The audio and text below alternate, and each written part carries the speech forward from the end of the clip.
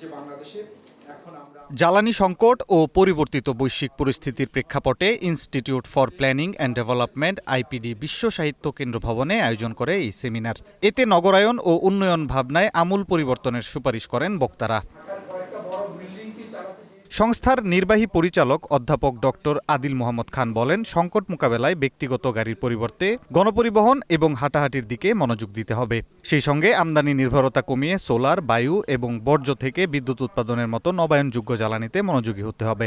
যে আমাদের জ্বালানি সংকট মোকাবেলায় কেন্দ্রীয় গ্রিডের উপরে নির্ভরতা কমাতে হবে, কেননা আমাদের কেন্দ্রীয় গ্রিড সব জায়গাতে সাপ্লাই দিতে পারছে না। তাহলে গ্রামীণ এলাকাতে solar mini grid, micro grid এগুলো স্থাপন করার সুযোগ আছে। দূরবর্তী অঞ্চলে of grid renewable solution, solar home system, battery storage এগুলো আমরা করতে পারি। অন্তর্বর্তী সরকার পরিকল্পিত নগরায়নে অমনোযোগী ছিল দাবি করে তিনি বলেন, মেগা প্রকল্পের চেয়ে সরকারের বেশি মনোযোগ দিতে হবে মৌলিক নাগরিক সুবিধা নিশ্চিত করা। আমরা যখন প্ল্যানিং এর পক্ষ থেকে যখন এই যে ভেন্টিলেশনের কথা বলছিলাম, বিল্ডিং এর সেটব্যাক বাড়ানোর কথা বলছিলাম, তখন কিন্তু সরকার গা করেনি। আমরা যখন গণপরিবহনের কথা বলছিলাম, সরকার সেদিকে গুরুত্ব দেয়নি। কিন্তু এখন ক্রাইসিস আসলে তখন আসে, এবং ক্রাইসিসটা কেটে গেলে আবার সাস্টেনেবল প্ল্যানিং এর কথা তখন আমাদের মনে থাকে। ভবিষ্যতের কথা মাথায় রেখে টেকসই নগর এবং জ্বালানি সাশ্রয় পরিকল্পনা নিতে সরকারকে তাগিদ দেন বিশেষজ্ঞরা। অনন্য সাদিক, গ্রিন নিউজ, ঢাকা।